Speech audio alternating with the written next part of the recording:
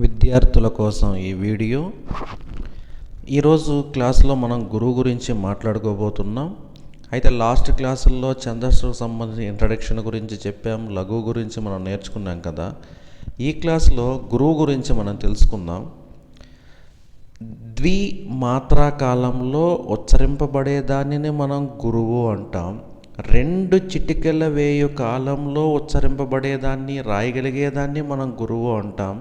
క్షణంలో 2వ వంతు 1/2 సెకండ్ కాలంలో రాయగలిగేదాన్ని మనం గురువు అంటాం.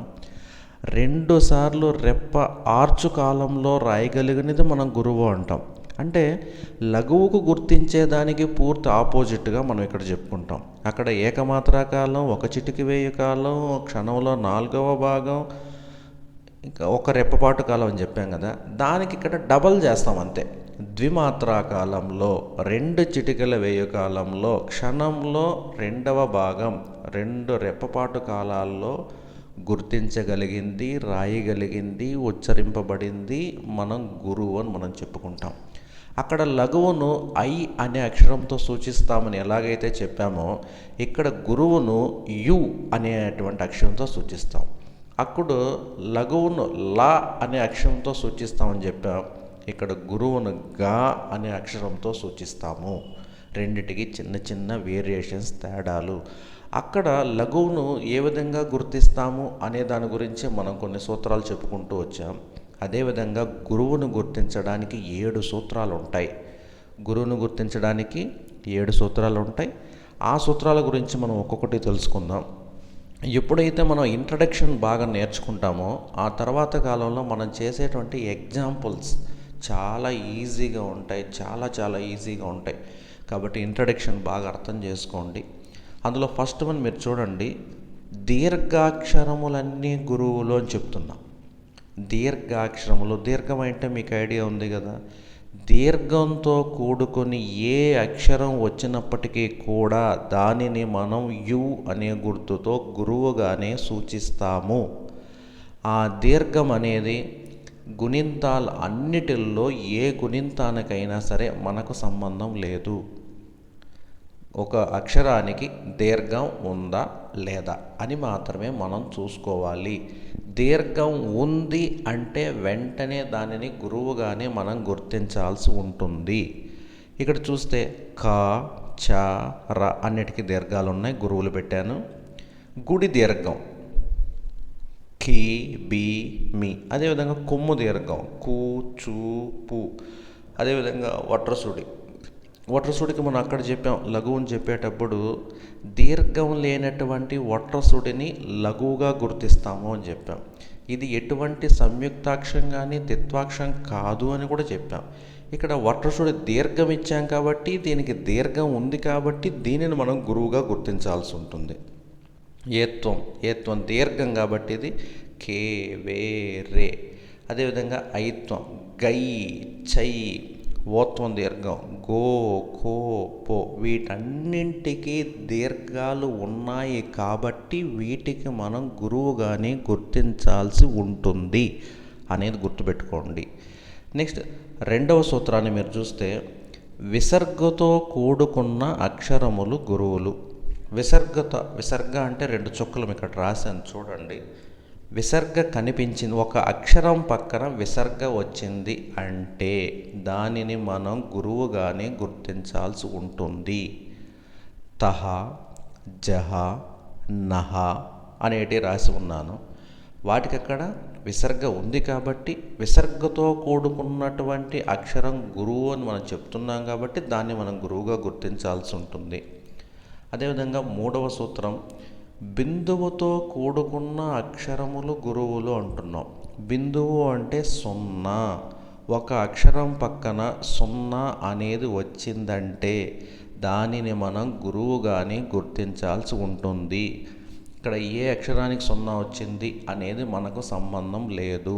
ఒక అక్షరం పక్కన 0 ఉంటే గురువుగా గుర్తించాల్సిన రూల్స్ అండ్ రెగ్యులేషన్స్ ఉన్నాయి కాబట్టి మనం అది మాత్రమే ఫాలో అవుతాం. నెక్స్ట్ 4వ సూత్రం మనం చూస్తే, సంయుక్తాక్షరానికి ముందున్న అక్షరం గురువు అని చెప్తున్నాం. సంయుక్తాక్షరము అంటే ఏంది? ఒక హల్లుకు వేరొక హల్లు ఒత్తుగా వస్తే దానిని మనం సంయుక్తాక్షరము అంటాము. ఇక్కడ సూత్రం ఏంటంటే సంయుక్తాక్షరానికి ముందున్న అక్షరం గురువు అంటున్నాం. అక్కడ కర్త, భర్త, కర్మ అనేది మనం రాసి ఉన్నాం. ఇక్కడ కర్తలో రాకు తావొత్తిచ్చాం కాబట్టి అది సంయుక్తాక్షరం అవుతుంది.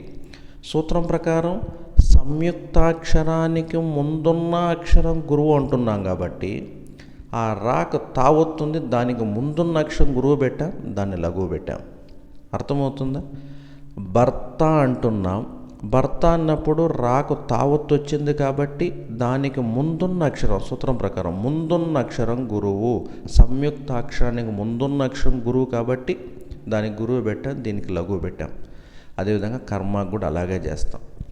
అదేవిధంగా 5th వన్ చూస్తే ద్విత్వాక్షరానికి ముందున్న అక్షరం గురువు అంటున్నాం. ద్విత్వాక్షరం అంటే ఒక హల్లుకు అదే హల్లు ఒత్తుగా రావాలి, దాన్ని మనం ద్విత్వాక్షరము అంటాం.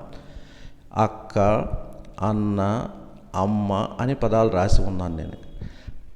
అక్క అన్నప్పుడు కాకు కావొత్తు ఇచ్చామండి. అక్కడ కావొత్తు ఇచ్చిండేదాన్ని మనం ఏమంటాం? ద్విత్వాక్షరము అంటాం. సూత్రం ప్రకారం ఏముంది? ద్విత్వాక్షరానికి ముందున్న అక్షరం గురువు అంటున్నాం.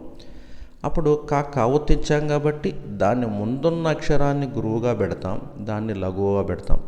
అదేవిధంగా అన్న, అమ్మ అన్నప్పుడు ద్విత్వాక్షరాలు ఉన్నాయి. ద్విత్వాక్షరాలకు ముందున్నటువంటి అక్షరాలు మనం గురువుగా పెడతాము అనేదాన్ని మనం గుర్తుంచుకోవాలి. అదేవిధంగా 6వ సూత్రాన్ని చూస్తే పొల్లు హల్లుతో కూడుకున్న అక్షరాలు, పొల్లు హల్లు అది నకారం కావచ్చు, లకారం కావచ్చు, కకారం కావచ్చు, ఏదైనా సరే పొల్లు హల్లుతో కూడుకున్న అక్షరాలు గురువులు అంటున్నాం. దాన్ని మనం గుర్తుంచుకోవాలి. ఇక్కడ నేను ఎగ్జాంపుల్ రాశాను చూడండి. కున్, తున్, రిన్ అని రాశాను. అక్కడ నకార శబ్దాలు రాసిన్నాను. ఇక్కడ కు నకారం, తు నకారం, రి నకారం రాసి ఉన్నాను. ఇవి మనం ఏ విధంగా క్యాలిక్యులేట్ చేయాలి అంటే అవి కు నకారం అనేది సపరేట్ అక్షరాలుగా పరిగణింపబడవు. కు అదేవిధంగా నకారం రెండిటినీ కలిపి ఒకే అక్షరంగా తీసుకోవాల్సి ఉంటుంది. 2 అక్షరాలుగా తీసుకోకూడదు. ఇది మనం గుర్తుంచుకోవాల్సిన విషయం. ఒకవేళ నువ్వు కూకు లఘువు పెట్టి మళ్ళీ నకారానికి లఘువు పెట్టి ఇది ఏ విధంగా అయినా నువ్వు ఇలా గుర్తించినట్లయితే నీకు ఛందస్సు చేసేటప్పుడు ఎగ్జాంపుల్స్లో ఎట్టి పరిస్థితుల్లో ఆన్సర్ రాదు. ఇది గుర్తుంచుకోవాలి. 2 కు అయినా నకారమైన రెండింటినీ కలిపి ఒకే అక్షరంగా మనం గుర్తించాల్సి ఉంటుంది. అర్థమవుతుందా? నెక్స్ట్ 7వ పాయింట్ మనం చూస్తే ఐ అవులతో కూడుకున్న అక్షరములు గురువులు అంటున్నాం. ఐ అవులతో కూడుకున్న అక్షరములు గురువులు అంటున్నాం.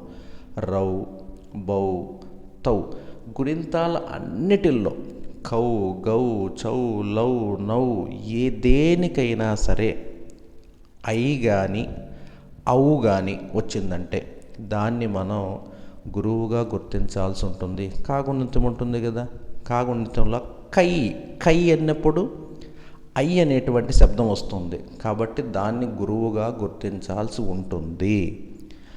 అవు ఉంది కదా, ఇక్కడ రౌ, బౌ అంటున్నాం కదా.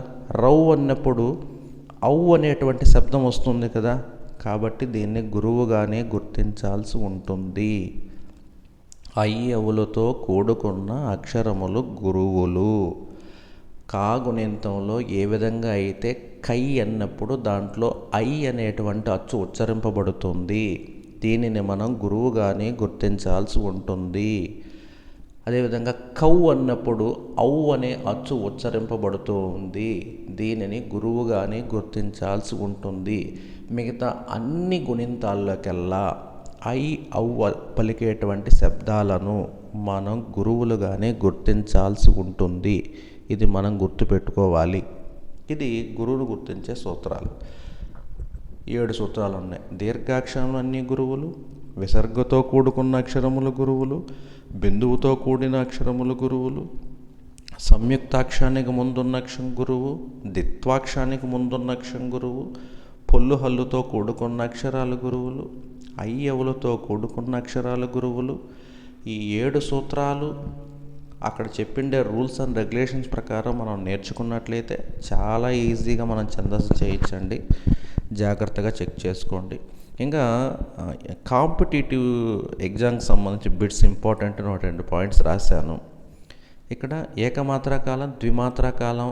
ఏకమాత్రాకాలం అయితే లఘువు అని చెప్పాం, ద్విమాత్రాకాలం అయితే గురువు అని చెప్పాం. అదేవిధంగా 3 మాత్రల కాలంలో ఉచ్చరింపబడేదాన్ని మనం ప్లుతము అంటాం. 3 మాత్రల కాలంలో ఉచ్చరింపబడేదాన్ని మనం ప్లుతము అంటాం. 4 మాత్రల కాలంలో ఉచ్చరింపబడేదాన్ని మనం కాకాపాద అనే పేరుతో మనం ఛందస్సులో పిలుస్తామండి. Thank you.